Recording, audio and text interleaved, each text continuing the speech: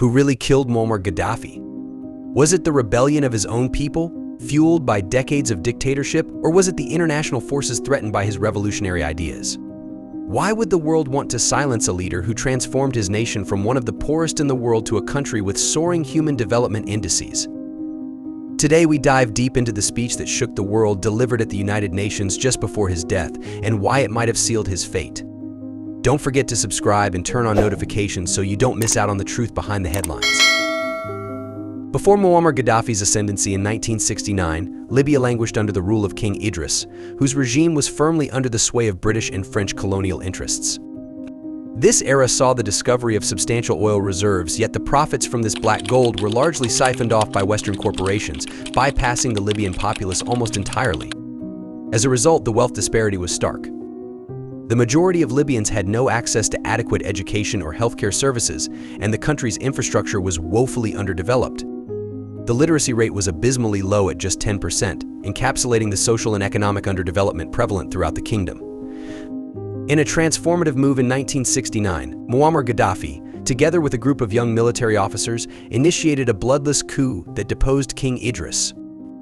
This revolution aimed primarily at dismantling the long-standing structures of foreign economic exploitation and redistributing the oil wealth to better serve the entire Libyan population.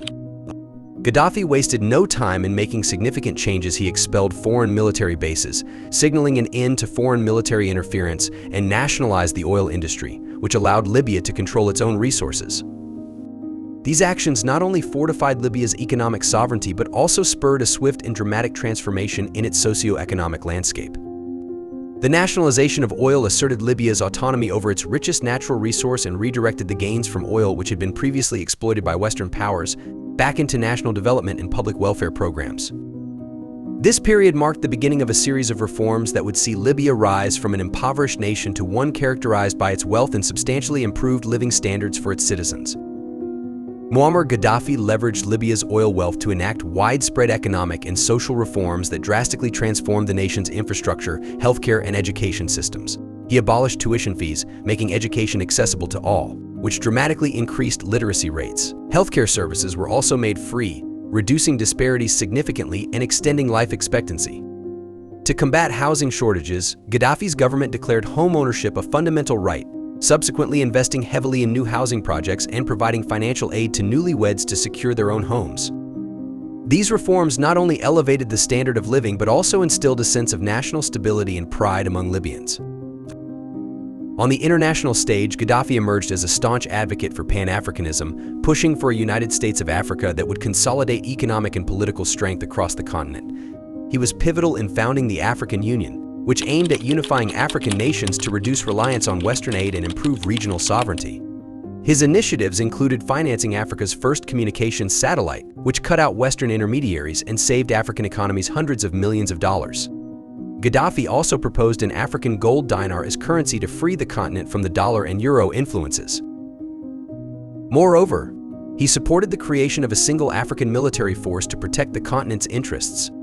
Through these efforts, Gaddafi not only sought to enhance Libya's stature but also aimed to reposition Africa as a powerful, self-reliant bloc on the global stage, reducing its historical dependence on Western economic and political influence. These transformative policies underscored his vision for an empowered, interconnected African continent. Muammar Gaddafi's regime marked significant strides toward technological and political independence for Africa, most notably through the commissioning of the continent's first communications satellite in 2007. This project was a direct challenge to Western dominance over African telecommunication channels, where previously African nations had to pay hefty fees to use Western-owned satellites for broadcasting and telecommunications, which cost over $500 million annually. By launching the RASCOM Regional African Satellite Communication Organization satellite, Libya helped to drastically cut costs and symbolized a new era of self-reliance and unity in technological terms for the continent. This initiative not only reduced economic burdens but also enhanced connectivity, facilitating improved communication and integration among African countries. In 2009, at the United Nations General Assembly, Gaddafi took a stand against what he saw as a fundamentally undemocratic Security Council that catered primarily to the interests of the major powers at the expense of smaller nations.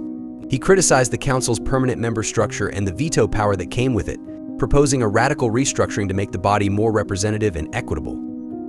Gaddafi's proposals called for the democratization of international governance structures, suggesting the expansion of the Security Council's membership to include African and Latin American states to better reflect global diversity. His forthright critique and ambitious proposals were met with resistance and alarm from the existing permanent members, who were reluctant to dilute their powers within the UN system. Under Gaddafi's leadership, Libya saw profound improvements in education and healthcare, fundamental components of the nation's social infrastructure. Education was made free and compulsory for all Libyans, which significantly boosted the country's literacy rates from one of the lowest in the world to over 87% by 2010. Gaddafi's government also invested heavily in healthcare, ensuring that medical services were accessible to all citizens at no cost. These policies led to notable improvements in life expectancy and health outcomes. New hospitals and clinics were built, staffed by both Libyan and foreign medical professionals, to cater to the growing healthcare needs of the population. Through these initiatives, Gaddafi aimed to cultivate a well-educated and healthy workforce to support Libya's development and reduce disparities in access to education and health services, promoting greater social equity. Muammar Gaddafi's economic policies emphasized Libya's financial sovereignty and aimed to mitigate foreign dependency significantly. His administration maintained the Libyan dinar's strong and stable value, ensuring the country operated without incurring external debt. This economic strategy allowed Libya to accumulate substantial foreign reserves, reportedly amounting to $150 billion.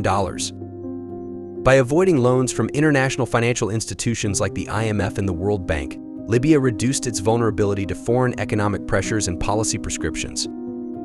Gaddafi's financial policies not only fostered national self-sufficiency, but also supported his broader agenda of establishing a unified and economically independent Africa. These measures were integral in giving Libya the economic strength and stability that supported other social and infrastructural advancements under his rule. The Western world grew increasingly wary of Gaddafi due to his vigorous advocacy for African unity and economic sovereignty, which challenged Western economic interests and political influence in Africa. His proactive stance against the exploitation by Western powers and his vocal support for Palestine created significant diplomatic tensions, which were exacerbated by his critical views on Israel.